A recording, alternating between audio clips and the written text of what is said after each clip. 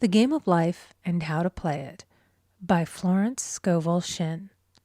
Chapter 1, The Game. Most people consider life a battle, but it is not a battle, it is a game. It is a game, however, which cannot be played successfully without the knowledge of spiritual law. And the Old and the New Testaments give the rules of the game with wonderful clearness. Jesus Christ taught that it was a great game of giving and receiving. Whatsoever a man soweth, that shall he also reap.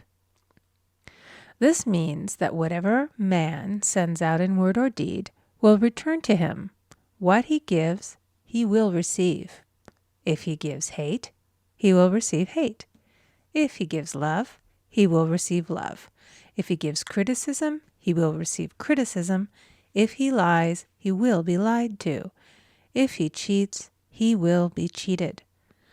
We are taught also that the imaging faculty plays a leading part in the game of life. Keep thy heart, or imagination, with all diligence, for out of it are the issues of life.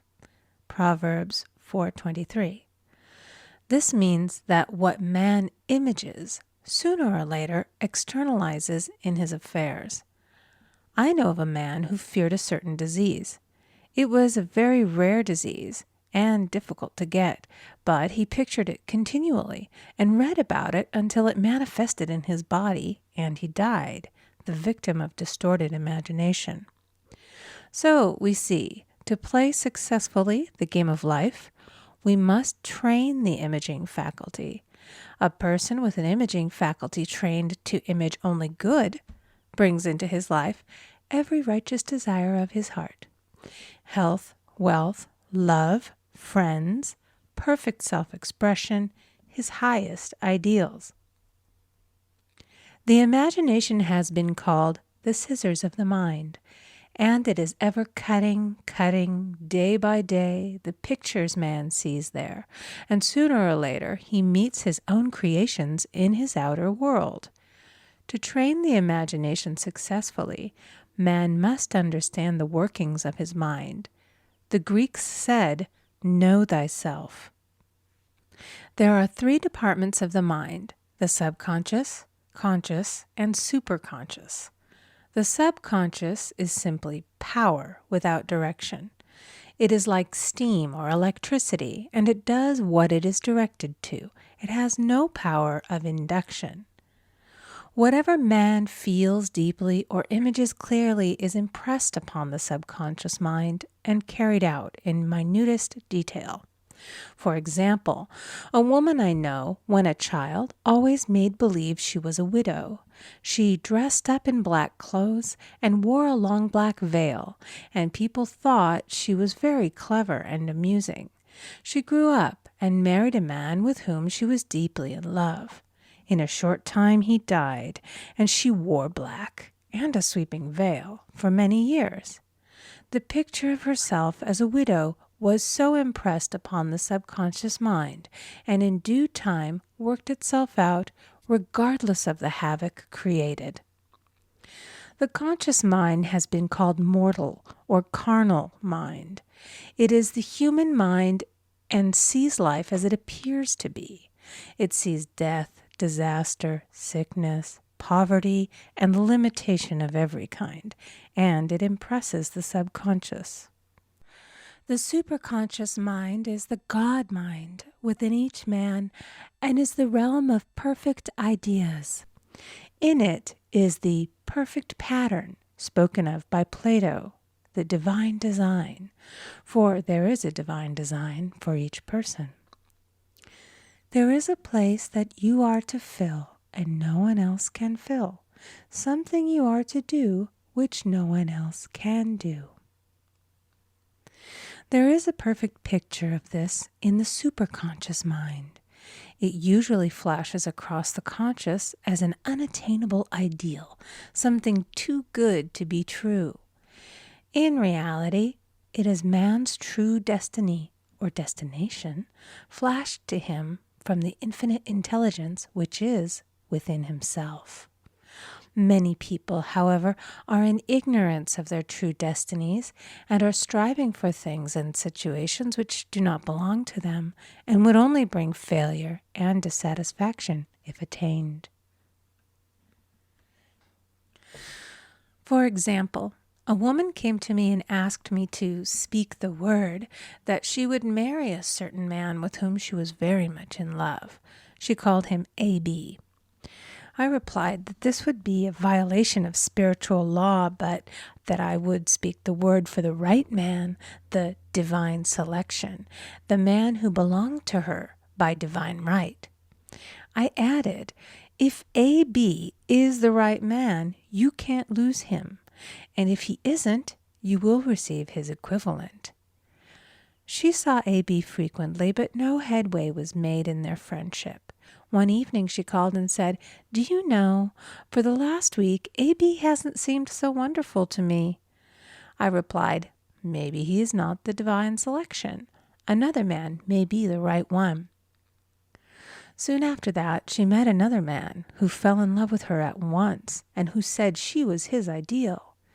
In fact, he said all the things that she had always wished A.B. would say to her. She remarked, it was quite uncanny. She soon returned to his love and lost all interest in A.B. This shows the law of substitution. A right idea was substituted for a wrong one. Therefore, there was no loss or sacrifice involved. Jesus Christ said, "Seek ye first the kingdom of God and his righteousness, and all these things shall be added unto you." And he said the kingdom was within man. The kingdom is the realm of right ideas, or the divine pattern. Jesus Christ taught that man's words played a leading part in the game of life. By your words ye are justified, and by your words ye are condemned. Many people have brought disaster into their lives through idle words. For example, a woman once asked me why her life was now one of poverty, of limitation. Formerly she had a home, was surrounded by beautiful things, and had plenty of money. We found she had often tired of the management of her home and had said repeatedly, "I'm sick and tired of things. I wish I lived in a trunk." And she added, "Today I am living in that trunk." She had spoken herself into a trunk. The subconscious mind has no sense of humor, and people often joke themselves into unhappy experiences. For example, a woman who had a great deal of money joked continually about getting ready for the poorhouse. In a few years, she was almost destitute, having impressed the subconscious mind with a picture of lack and limitation.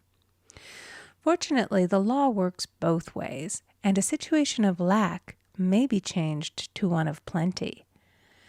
For example, a woman came to me one hot summer's day for a treatment for prosperity.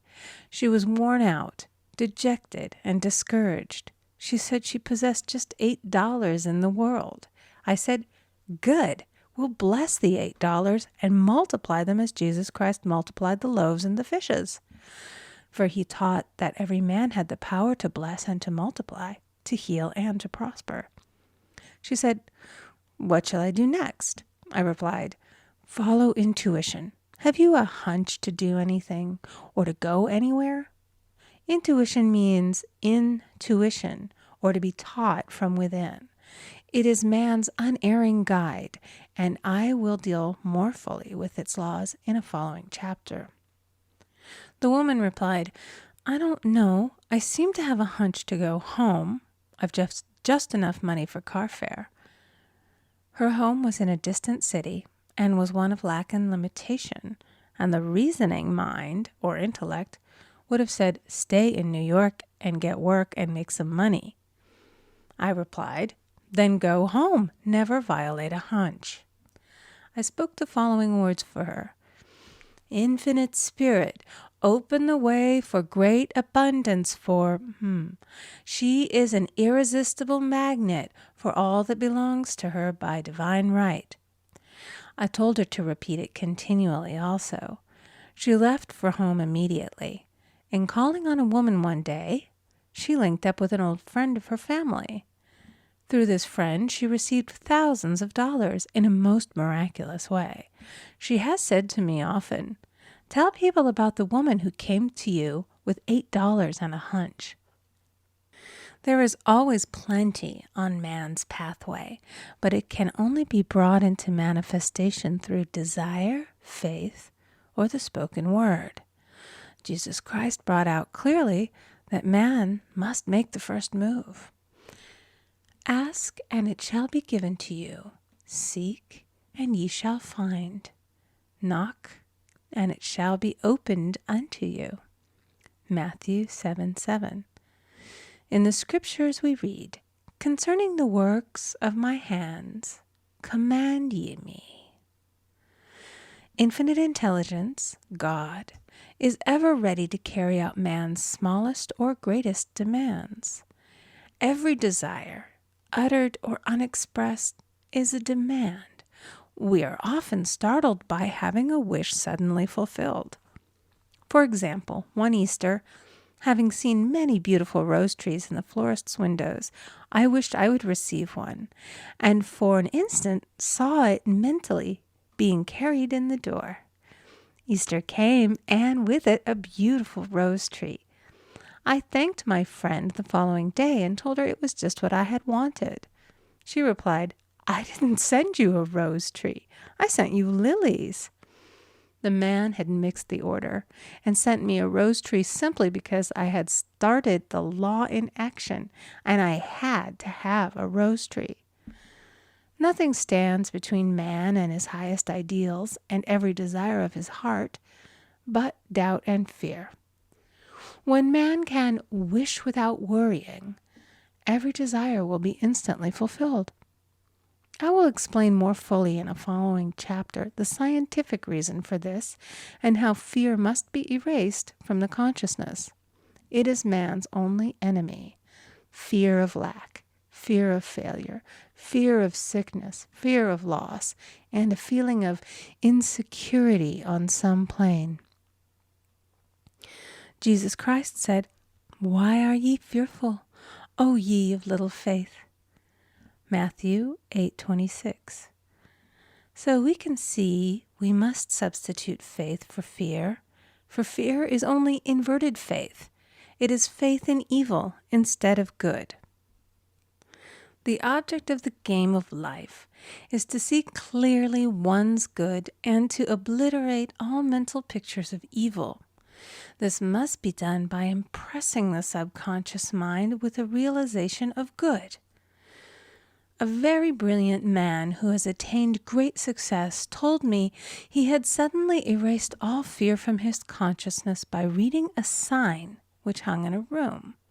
He saw printed in large letters this statement: "Why worry? It will probably never happen."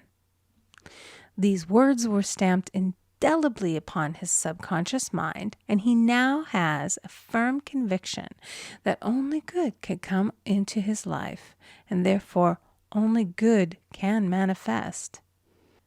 In the following chapter, I will deal with the different methods of impressing the subconscious mind.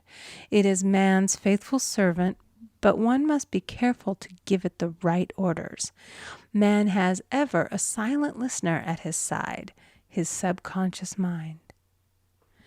Every thought, every word is impressed upon it and carried out in amazing detail. It is like a singer making a record on the sensitive disc of the phonographic plate. Every note and tone of the singer's voice is registered. If he coughs or hesitates, it is registered also. So let us break all the old bad records in the subconscious mind, the records of our lives which we do not wish to keep, and make new and beautiful ones. Speak these words aloud with power and conviction. I now smash and demolish by my spoken word every untrue record in my subconscious mind. They shall return to the dust heap of their native nothingness, for they came from my own vain imaginings. I now make my perfect records through the Christ within, the records of health, wealth, love, and perfect self-expression. This is the square of life, the game completed. In the following chapters, I will show how man can change his conditions by changing his words. Any man who does not know the power of the word is behind the times. Death and life are in the power of the tongue. Proverbs 18:21. End of chapter 1. Recording by Amy Conger.